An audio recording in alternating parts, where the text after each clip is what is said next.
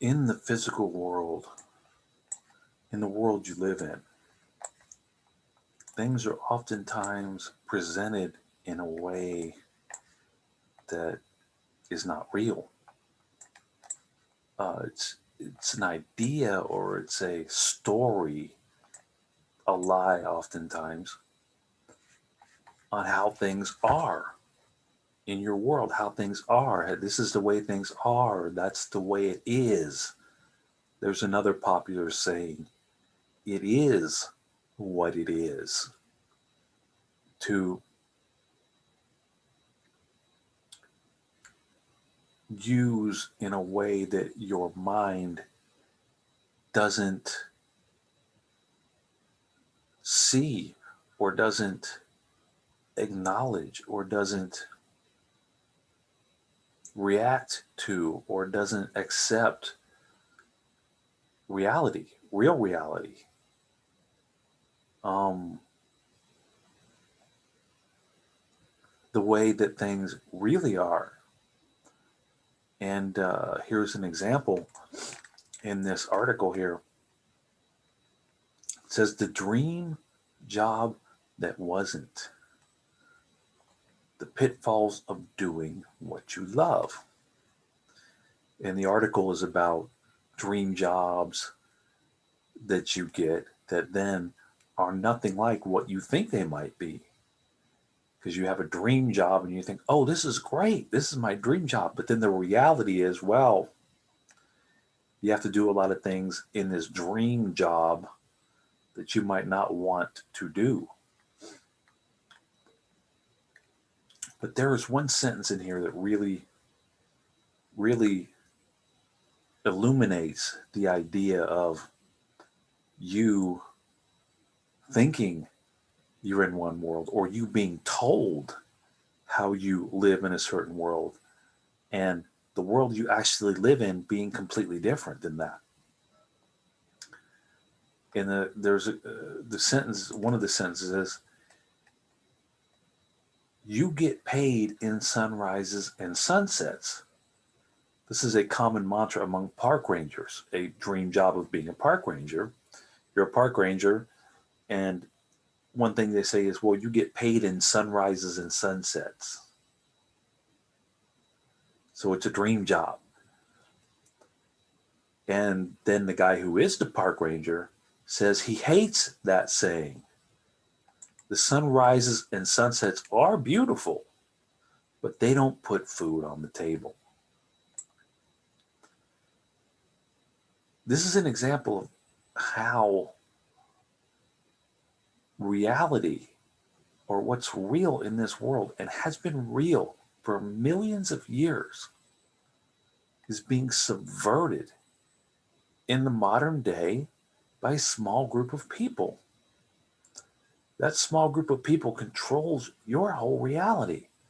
They control the way you think about reality. They control the way you perceive reality.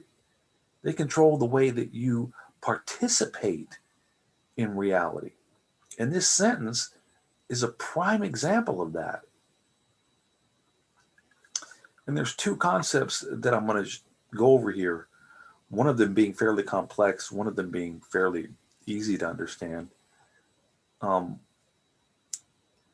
the statement is the sunrises and sunsets are beautiful, but they don't put food on the table.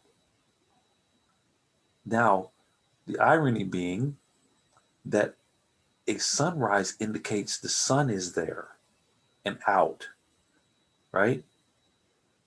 And what is the basis for almost all life on the planet? The sun.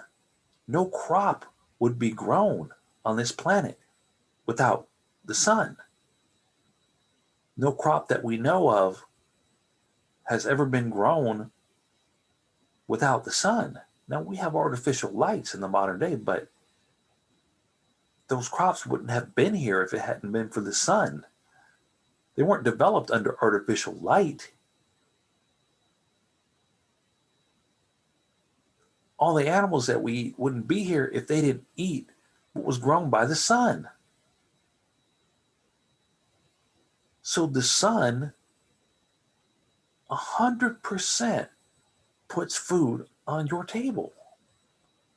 100%.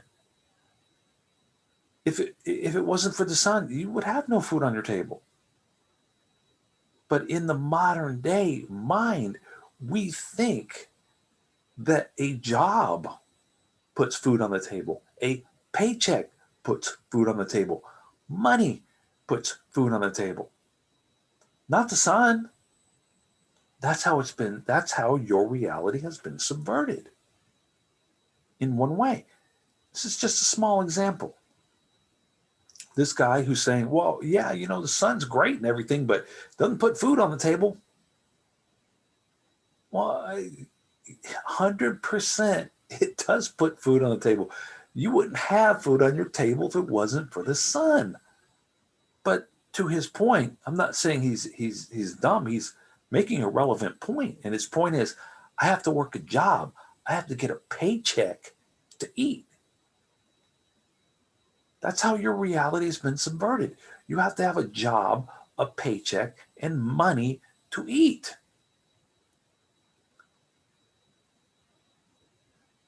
There were times, if you think about it,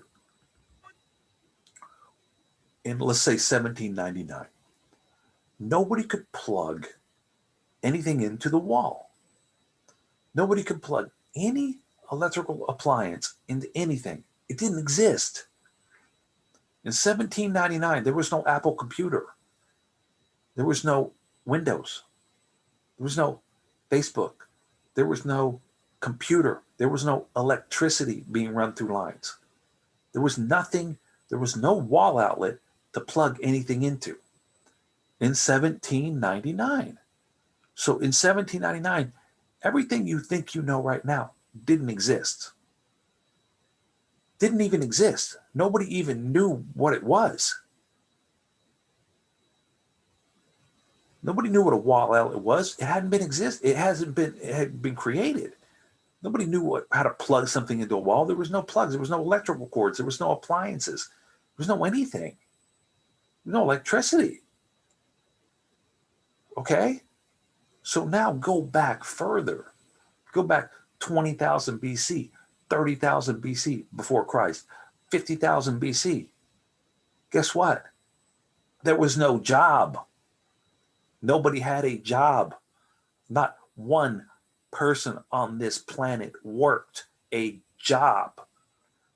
Just like in 1799, not one person on this planet plugged anything into an outlet. Nobody, not one human being ever plugged anything into an outlet in the year 1799. Go back further in time, and there was a time, okay, when not one person on this planet worked a job.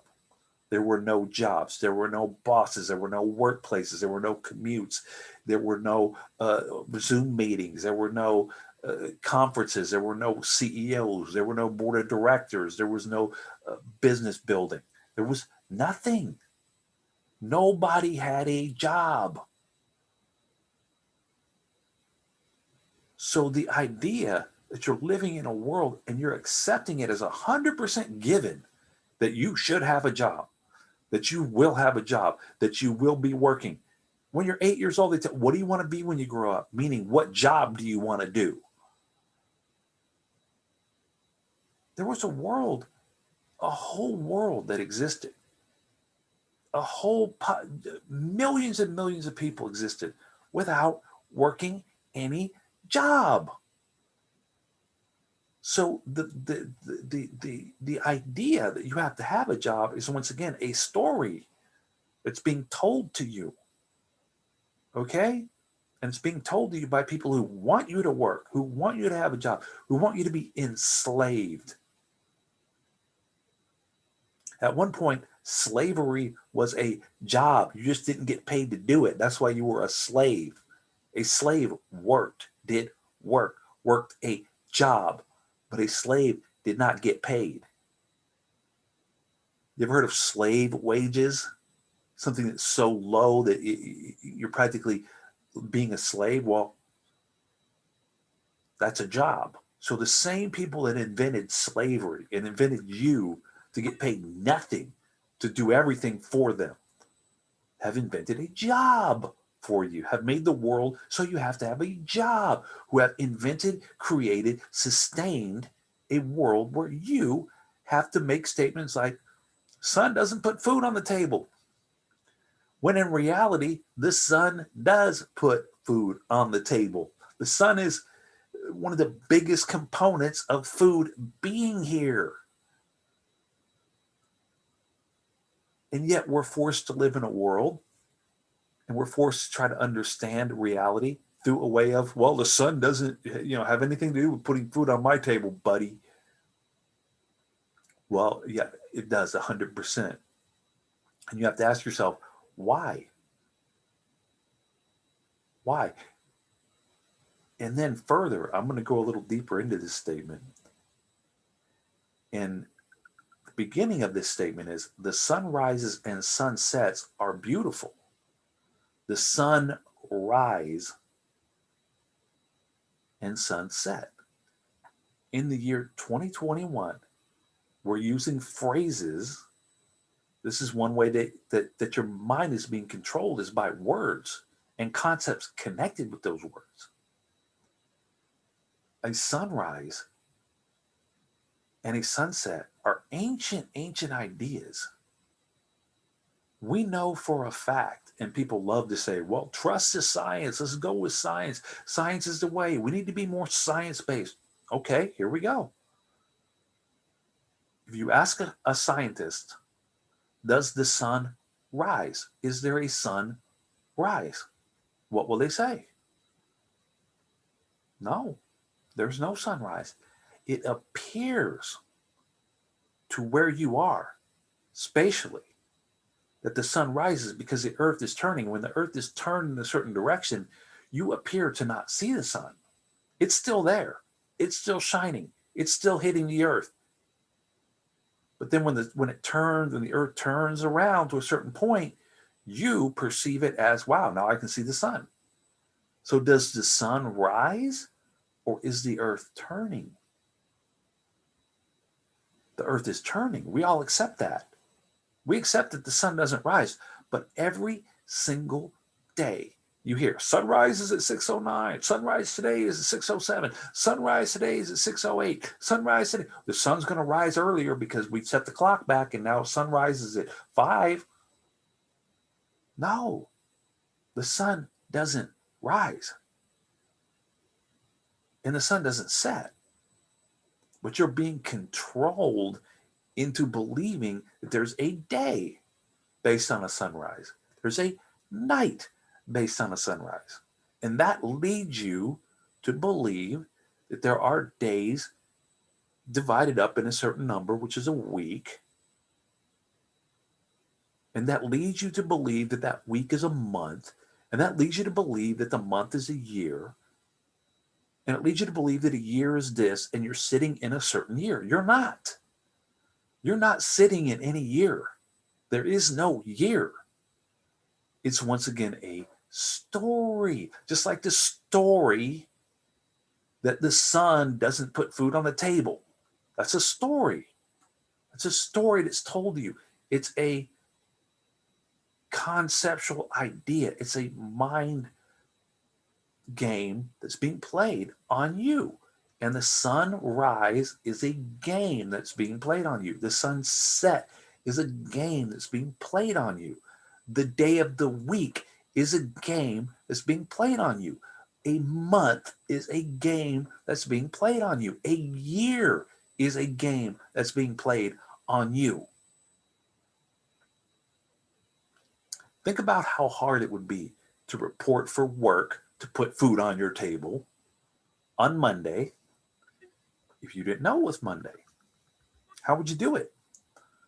How could a guy get you to report to work on Monday if you didn't know what it was?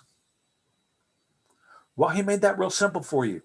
The guy called, hey, look, when that sun rises, it's Monday. And when that sun rises and we say it's Monday, you report to work.